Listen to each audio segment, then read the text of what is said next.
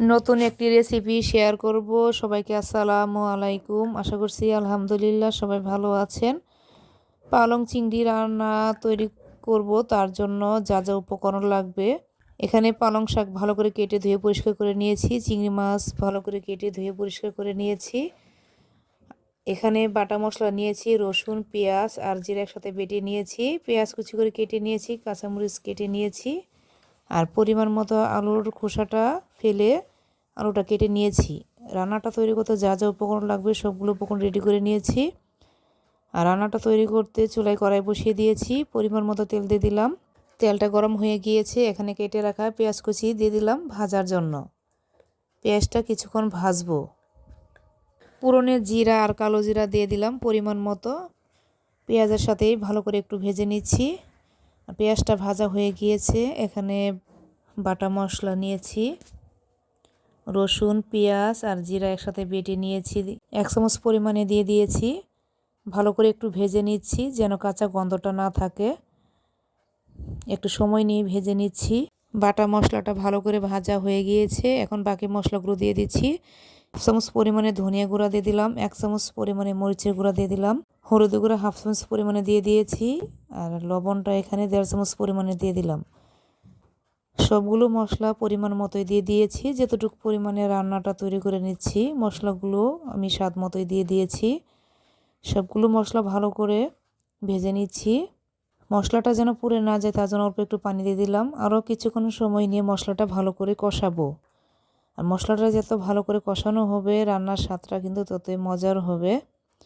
আর একটু সময় নিয়ে মশলাটা আমি ভালো করে কষাচ্ছি। আর যে কোনো রান্নাতে মশলাটা একটু সময় নিয়ে কষালে রান্নার স্বাদটা কিন্তু অনেক মজার হয়।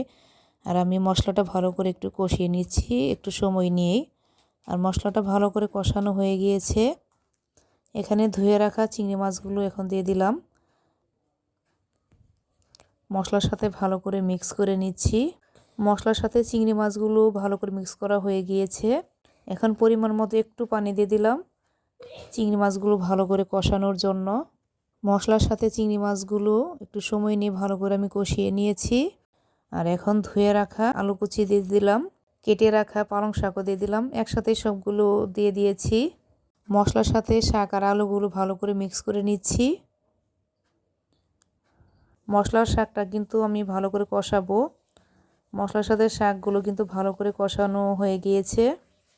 আর এখানে এক্সট্রা যে পানিটা উঠেছে এতটুকু পরিমাণে পানিতে কিন্তু শাক আর আলুগুলো ভালো করে সেদ্ধ হয়ে যাবে, রান্নাটাও হয়ে যাবে। আর শাক আর আলুটা ভালো করে সেদ্ধ হওয়ার জন্য আরও কিছুক্ষণ অপেক্ষা করব।